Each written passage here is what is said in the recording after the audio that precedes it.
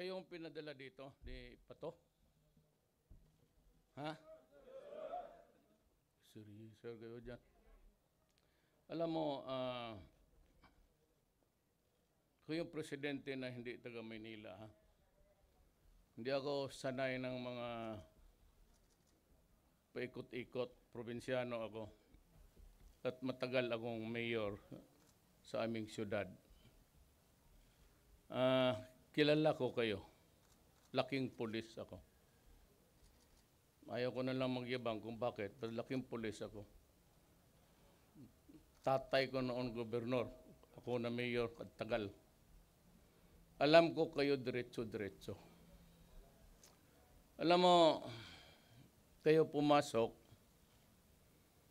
sa isip siguro ninyo, paging pulis, pag may baril, may badge, yun na yun.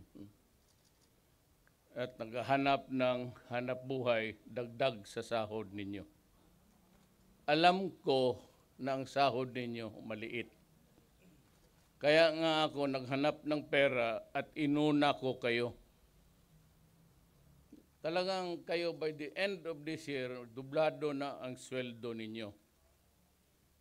Kaya naman, meron talagang mga kagaya ninyong mga ulol na ugok. Putang ina, hindi kayo na gusto niyo mas habang pulis kayo, mas marami. Yan ang problema ninyo. Yung iba nagbababae, may asawa, yung iba naman mag-ambisyon, gusto ng kotse, gusto ng magandang buhay. Di ba't kayo pumili na pagkapulis? Alam naman niyo talagang mahirap. Mahirap talaga ang pulis. Entry fee ninyo lang. Kaso, nag-aambisyon kayo ng mas malaking kita. Kunin nyo dyan sa mga vendor, sa mga driver, kung anong kaputahan, magkapera lang. Minsan hold up, minsan mga inosenteng tao, sinisita ninyo kung ano-anong kalukuhan na sinasabi ninyo.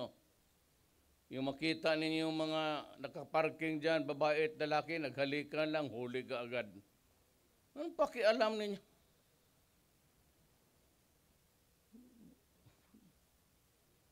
Maghanap kayo ng mali para magka-pera.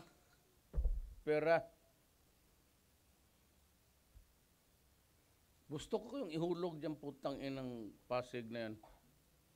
Pero wag na lang, kasi itong human rights, kung anong nakikita naman sa buhay ng isang taga-gobyerno na gustong disiplinahin kayo. Gusto ko palinisin ko kayo ng magbalik kayo dito, mag-swimming trunks. Linisin ninyo yung Pasig River. Inumin ninyo kasi madumi. Putang ina kayo.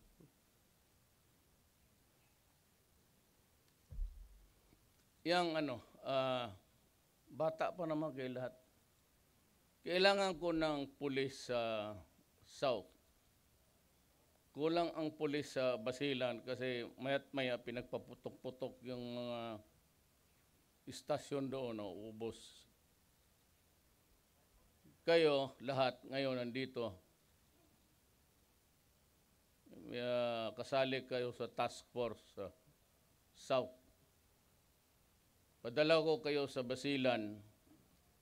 Tumira kayo doon ng mga 2 taon. Kung lumusot kayo buhay, balik kayo dito. Kung doon kayo mamatay, sabihin ko sa pulis, wag na magasto na para dalhin pa kayo dito, doon na kayo ilibing. Wala naman kayong mga... Doon niyo pakita yung kalokohan ninyo. Hindi ako mag-retraining. Anong i-retraining ko sa inyo? Putang ina, tapos na nag-training ninyo araw-araw. Ano retraining ko? Yung utak ninyo. Hindi ko madala yung ganun eh. Galit kayo sa akin, hintayin ninyo kung matapos na pagka-presidente ko. Magbarilan tayo. Kala siguro ninyo na let's check kayo, papatulang ko talaga kayo. Prepare to move out. I'll give you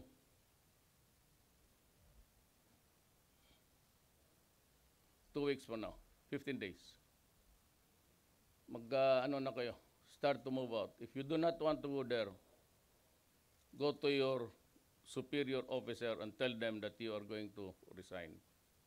Otherwise, ayaw ninyo, hanapan ko kayo ng mali. Kayo nandito, mga gago kayo eh. So meron talaga akong masilip. Either I will dismiss you. Alam mo, kailangan ng Pilipinas, isang squad ng Army, Navy, pati Air Force, Police, to keep track of you. Kasi karamihan ng mga police, yung na-dismiss, yon ang mga sindikato kasi may alam kayo. Kayo ang pinakadelikadong kriminal pag naalis sa pulis. Alam ninyong pasikot-sikot eh. Alam ninyo kung putang ina, papatayin ko talaga kayo harap ng Pilipinas. Kayo ang magdroga-droga, anak ng pasensya na lang. Hindi ako magdalawang isip. Kayo ang extrajudicial killing talaga. Totoo yan. Pag naalis kayo, if you opt to retire, then behave. Maghanap kayo ng hanap buhay ninyo na malinis. At kayong mga pulis na dati mga sindikato, wag na wag kayong pumasok. Because I will create a battalion para lang to keep track of your movements. Because it has been the sad experience of this country that the most vicious criminals are karamihan ex-police or sometimes ex-military man. Kaya kita mo sa Mindanao yung mga kuratong baliling ng mga dating military. Kayo yan eh. Masanay kayo sa mga kriminal. At nasaya kayong pumatay. Kaya tuloy napapasama sa anti-illegal campaign kayo, binibigyan kayo ng pera, tama yan. Ang mali ang mga ulol at saka walang utak. Alam ninyo, ang pulis bibigyan mo ng pera. Yan sila. Kasi pag walang trafficking, walang buy and sell, walang trafficking, walang mangyari. We're trying to get rid of the supply. Kaya pumuntayan sila, may pera magkunwari bibili. Nangyari itong mga gagon to, hindi binigay yung pera, pinatay yung mga puser, kinuha yung shabu, ipinagbili, tapos pati yung pera, binulsa. So do not be surprised about these allegations they are being paid. So how are you supposed to enter into a trafficking event kung walang nagbibili, wala rin nagpabili, so walang trafficking? Eh di possession lang, billable. Kaya ganon yan. Diyan nagkakandalo ko. Hindi ko alam ilang nangyaring ganon. So do not be surprised if they are there to buy. Eh sabihin na binigyan sila ng incentive. Mayroon ring incentive. Mayroon ring operational funds. No much I gave them? 150 million. Para na magbili ng mga... Yung iba, yun ang nangyari. Sabi nila binibigyan sila ng 5 mil, 10 mil. Putang ina, bakit ko kayo bigyan ng pera? Trabaho ninyang pumatay.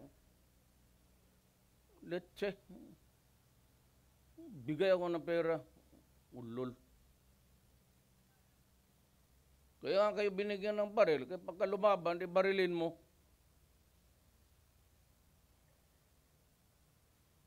Daan ako ng Pasig River. Wala akong nakitang water lily.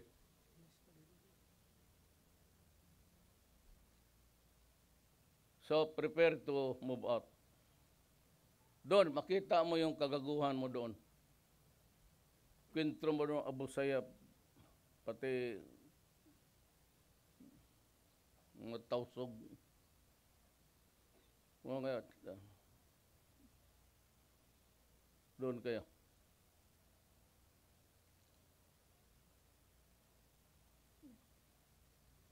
Tang ina ninyo. Buisit kayo. Ano, 2 taon lang sa pulis, gusto kotse agad. Gusto ng bahay. Ito mga maggago na ulol kayo. Kaya nga nag-i-standby, nagpapatrol na, nandyan sa mga barbar. Kaya yung mga magaganda dyan, gusto ninyo inyo. Wala kayong pera, ayan. Ewan ko ilang tao na pinatay ninyo na inosente na walang kamuang-muang. Pero kung hindi ko kayo palusutin, sa totoo lang. Pag ninyo akong hamonin ng barilan, talagang papatulan ko kayo, mga putang ina ninyo. Hintayin ninyo ako, 6 years from now, kikita tayo ulit. Let's kayo. Sabi ko, hindi ako yung presidente na galing dito, ha? Yung mga pitsugin. Na pinipili lang ng mga mayaman dito sa Manila kung sinong kandidato nila. Ako'y hinalal ng tao. Hindi ba matalo sa pagmahal lang sa pulis? Kita mo ang Davao. Walang abusado, walang checkpoint, wala lahat. Buhay ng mga tao doon,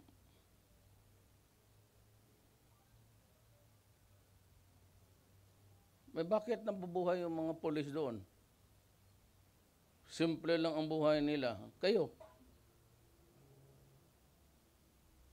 Karami ninyo mga ulol kayo. Putang. Sayang yung susweldo-sweldo ng gobyerno sa inyo. Alam ko kultura ng pulis. 2 out of 5 sa inyo tagdadalawang asawa.